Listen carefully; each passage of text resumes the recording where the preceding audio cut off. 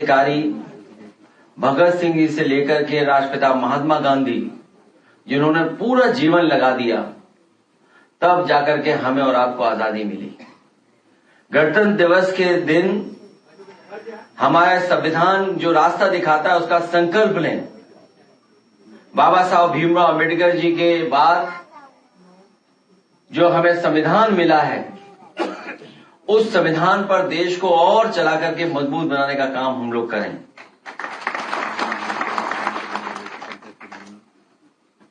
साथ ही साथ ये भी संकल्प लें और हम देखें कि हमारा देश कहां खड़ा है दुनिया के सामने।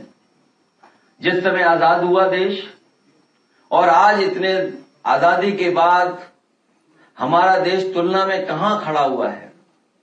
गरीबी, बेरोजगारी, महंगाई और किसान की हमारी क्या हालत है। एक तरफ तो जहां तरक्की और खुशहाली दिखाई दे रही है, वहीं दूसरी तरफ हम लोग देखते हैं आज भी बुनियादी सुविधाएं लोगों के पास नहीं पहुंची हैं। आज भी हमारा देश तमाम उन चीजों का मुकाबला कर रहा है, चुनौतियों का मुकाबला कर रहा है जो देश के सामने हमारी चुनौतियां हैं। कई बार हम लोग अखबारों में पढ़ते हैं कि दुनिया में जगह जगह पर घटनाएं हो रही हैं। शायद किसी ने ऐसा सोचा भी नहीं होगा कि एक देश का राष्ट्रपति दूसरे देश का राष्ट्रपति को अपहरण कर करके ले जाए।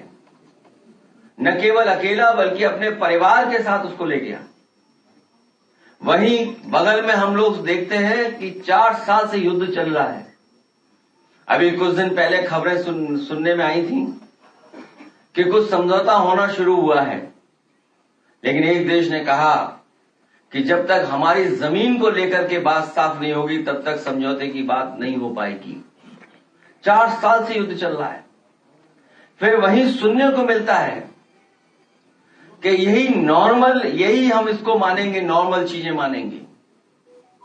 आज के जमाने की नॉर्मल चीज को हम इस मानेंगे, घटनाएं होती रहेंगी, झगड़ा होते रहेंगे और हमको अपना जीवन भी नॉर्मल जीते रहना पड़ेगा। वहीं जब हम अपने देश को देखते हैं, ये सरकारें जो बड़ी बड़ी बातें बता रहे हैं, मैं कई ऐड देख रहा था आज अखबार में। बहुत से साथियों ने सुना होगा कि एक चर्चा में जब अर्थव्यवस्था की बात आई तो कहा कि आपके देश में पॉल्यूशन बहुत है। आज जब मैं एक अंग्रेजी अखबार पढ़ रहा था तो उसमें ऐड निकला है कि हमारे पानी के अंदर क्या क्या है। हमारे देश की लगभग 70 नदियां लेड पॉल्यूशन में अलार्मिंग है। हमारे देश की नदियों में यूरेनियम है। जो ग्राउंड वाटर के सैंपल आते हैं उसमें यूरेनियम निकलता है। कई जगह का जो पानी हम लोग देखते हैं कि बहुत खतरनाक है, उसमें आर्सेनिक है। और फिर कई जगह पानी में हम लोग देखते हैं मरकरी है। जो मरकरी हमारे शरीर में जाएगा तो सोचो कैसा असर छोड़ेगा। कई जगह जो इंडस्ट्रियल वेस्ट है और जब हम पानी उसके सैंपल लेते हैं तो वो अनसेफ दिखाई देता है, पीने लायक नहीं है, उसमें पेस्टिसाइड्स है। सोचो पानी में पेस्टिसाइड्स हो, आर्सेनिक हो, यूरेनियम हो, और फिर ये जो बातें बताई जा रही हैं वो बता रहा है एक कंपनी जो पानी का सप्लाई देना चाहती है साफ सुथरा। सोचिए, एक्वा गार्ड कंपनी बता रही है कि आपके पानी में ये चीजें हैं, इसलिए आपकी नदियां नहीं शुद्ध हैं, ग्राउंड वाटर शुद्ध नहीं है, जहां कहीं पानी है वो सब खराब है। आप हमारी मशीन खरीद लो तो पानी साफ आएगा।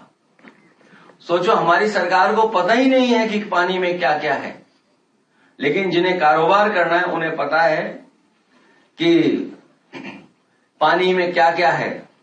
एक बहुत बड़ा विज्ञापन देखने को मिला और वो अंग्रेजी अखबार में जो लिखा है वो लिखा गया है कि एक कदम हम उठाएं, आगे बढ़ाएं कदम और भारत को सोने की चिड़िया बनाएं। सोचो, सोने की कीमत आज क्या है बाजार में। अखबार में विज्ञापन है कि हम सब लोग मिलकर के भारत को सोने की चिड़िया बनाएं।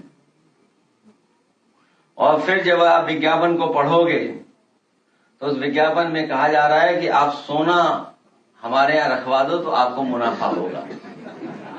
ये जो आप सोना रख रहे हो 25,000 टन, प्रोफेसर ये भी विज्ञापन ले लो आप। तो ऐसे बहुत सारे आज के अखबारों के मैं पढ़ रहा था, देख रहा था, तो ऐसे कई हैं विज्ञापन या कई ऐसी चीजें जिन पर हम लोग को चिंता व्यक्त करनी। और गरीबी, बेरोजगारी, महंगाई कहां पहुंच गई सोचिए, और खासकर पीडीए के ऊपर कितना अन्याय हो रहा है उसकी हम और आप लोग कल्पना नहीं कर सकते। अस्पतालों में इलाज नहीं। कल ही एक फोन आया मेरे पास और कहा उसने कि हमारा मरीज अस्पताल में था और डॉक्टर छोड़ नहीं रहा है मरीज को, और इसलिए नहीं छोड़ रहा है क्योंकि अभी पैसे का भुगतान नहीं हुआ है। तो मैंने उनसे कहा कि ऐसा करो, हम मदद कर रहे हैं आपकी, डॉक्टर का इलाज बाद में हम लोग कर देंगे। लेकिन जब डॉक्टर साहब से निवेदन किया गया, उनके नर्सिंग होम के मालिक से निवेदन किया गया कि ऐसा मत करिए आप, कि मरीज को मत रखिए, आप उसको जाने दीजिए, तो डॉक्टर ने बात मानी, कुछ माफ भी कर दिया, कुछ हमने मदद कर दी।